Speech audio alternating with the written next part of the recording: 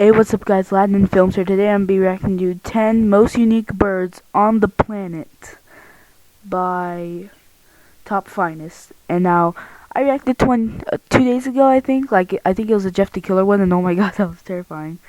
Now I believe he's real. So, these are top most unique birds on the planet, so let's start. Most people get used.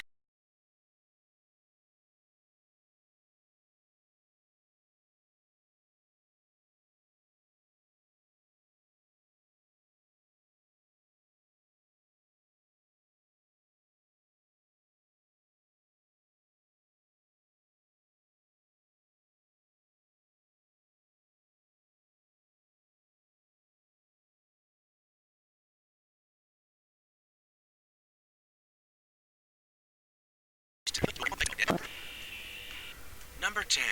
King Vulture. Once you set eyes on a king vulture, you won't be able to stop looking at it. What a peculiar bird. And we're sure you're going to think so too. The king vulture, which lives in South and Central America, is the largest New World vulture.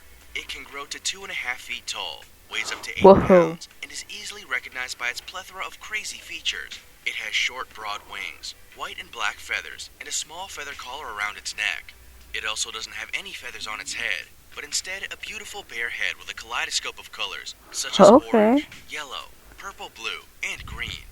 That's not all that will lure you in for a closer look either, for it has a strange crown, fleshy wattle, and bristly feathers around this region too.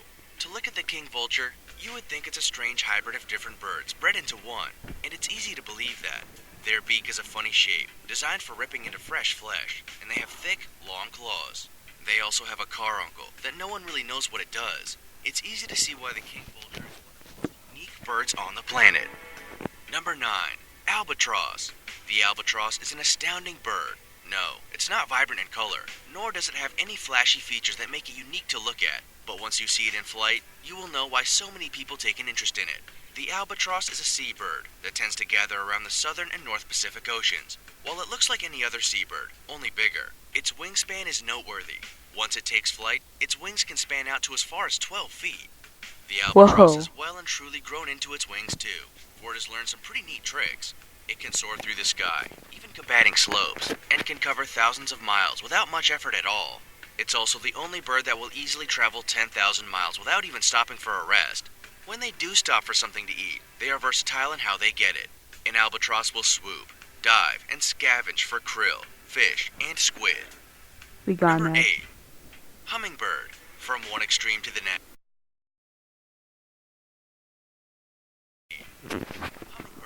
Alright, I'm back. I don't know when the face cam's coming on, but you know. Bird, measuring up to 5 inches long and weighing less than 0.07 ounces. This tiny tweeter gets its name from the sounds its wings make when it flaps. Because they are so fast, the flapping noise of 12 to 80 beats per second sounds like humming. Even though hummingbirds are small, that doesn't make them any less impressive with what they can do. They can travel at speeds of around 34 miles per hour, and will even dive at close to 50 miles per hour. As you can probably imagine, they aren't about to fight for their fair share of food against the larger birds, so they have learned I know the face cam's not on yet. It's because I don't know why. Okay, there it is. Hold on, guys. As they say, improvise, adapt, and overcome. Number 7. Kiwi. Kiwi? Fruit? Kiwis are also birds. Kiwis are thought to be the smallest living ratites, which are flightless, long-legged birds in the world. They are native to New Zealand, and all 5 species are considered either vulnerable or near threatened. To look at a kiwi, you wouldn't know how to compare it to any other bird. They are indeed a unique, incomparable bird.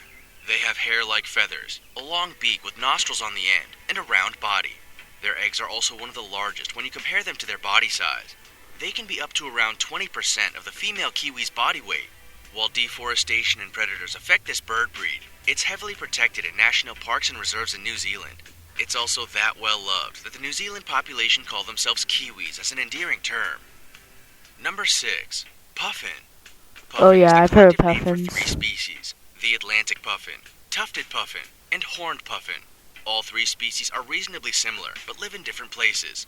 Aside from the fun name, there are plenty of other reasons why this bird is unique. It's black and white and has a stocky build, but also has a large, bright orange beak that makes it stand out. However, once breeding season comes and goes, the puffin will actually shed the outer part of its beak, leaving behind a dull-colored one. Their wings are a bit unusual as well. They are short to ensure they can not only use their wings for flight, but under the ocean as well. Once in the air, their wings beat around 400 times per minute.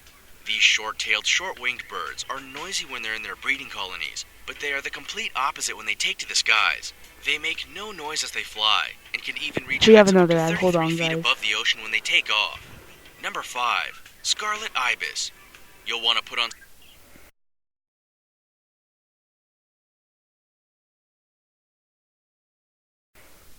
Wait. Okay, there you go.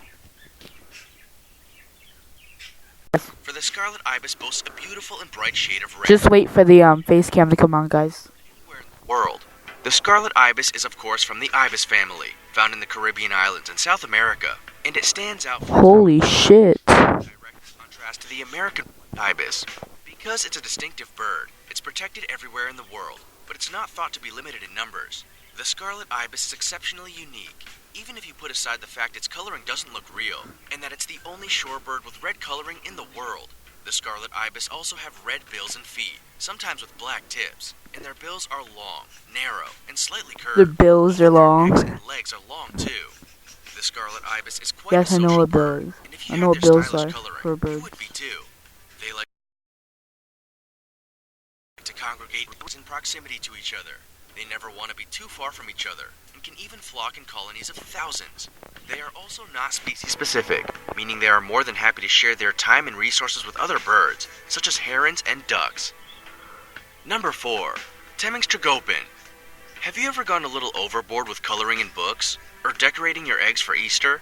You wanted to stick with a consistent, subtle pattern, but the next thing you know, you've got a rainbow of colors and some strange designs. The Temminck's Tragopan bird is the bird version of going overboard with artist tools. It's a red and orange bird, which makes it stand out enough, but then it also has white spots, a black bill, and pink legs. Not quite enough? Then maybe the blue facial skin, dark blue horns and lappet, and blue circular eye skin would be. This bird looks like it has been colored in by an overzealous preschooler. The Temminck's Tragopan is around 25 inches long, and is a member of the pheasant family. It's short, stocky, and found in northeast India, central China, and northern Myanmar. This bird also survives on grass, plants, and berries, and is listed as a threatened species. Number 3. Hoatzin. If you go exploring in the mangroves, riparian forests, and swamps of the Amazon, or the Orinoco basins of South America, you may just stumble upon the Hoatzin. This unique bird will raise more questions than it answers. It goes by the name of a reptile bird, or a skunk bird, and has a large crest on its head that looks similar to a reptile crown. bird? It's also the size of a pheasant, with a long 26-inch body, and has a long neck and small head. The appearance We of got this another bird is fucking ad. unusual. It has Fuck. a face with no Yeah, fucking ad, damn it. Fuck. Back, I don't know when the face cam's coming on, but it will come on soon. feathers, maroon eyes, and a brown tail. Because it has a unique digestive system that encourages fermentation, it's also a really foul-smelling creature. That's why people call it the stink bird, or skunk bird. But aside from its looks and stench, the Hoatzin is unusual for how noisy it is as well. It doesn't just chirp like an ordinary bird. Instead, it grunts, hisses, groans, and croaks. It sounds like every other animal except a bird. While it has wings, it doesn't fly all that well. It uses the claws on its wings for climbing to put it out of harm's way. Even though it's not that skilled with the whole being a bird thing, it's not thought to be endangered. That might be because of how awful it's supposed to taste, and probably how terrible it smells. Number 2. Burrowing Owl. It's not so much the burrowing owl's looks that make it one of the most unique birds on the planet, but its confusion. This bird has an identity crisis. Instead of hanging out in the trees like other owls and birds, this one prefers to live in ground burrows.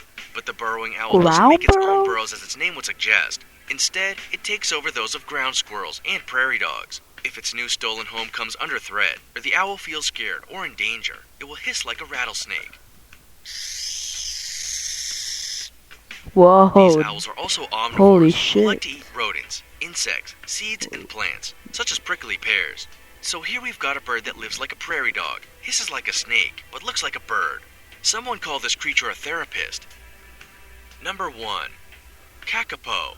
The kakapo is an intriguing bird, and possibly one of the longest lived, that has picketed the curiosity of bird lovers across the world. It's a critically endangered flightless parrot, with around 200 in existence. Native and endemic to New Zealand, they are the heaviest of any parrot species. Aside from being the world's only parrot that can't fly, there are certainly a lot of reasons why kakapo appear in documentaries and research papers regularly. They are charming. Even kakapo, who haven't had any media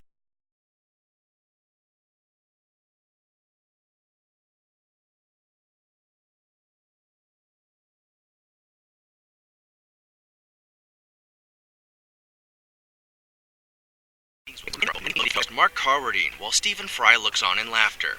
While they can't fly,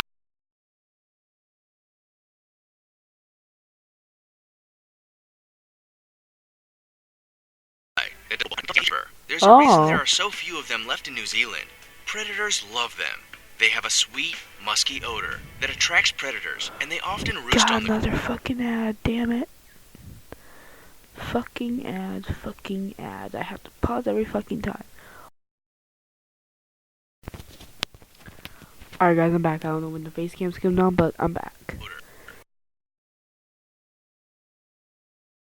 That attracts predators blend into their surroundings. They are no match for predators that use their noses.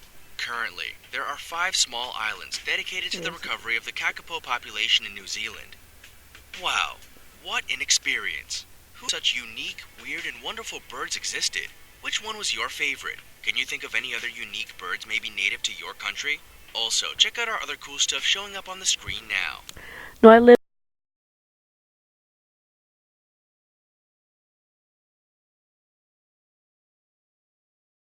somewhere. Give it a thumbs up, show it to friends, subscribe if you're new, and yeah. See you guys in the next video.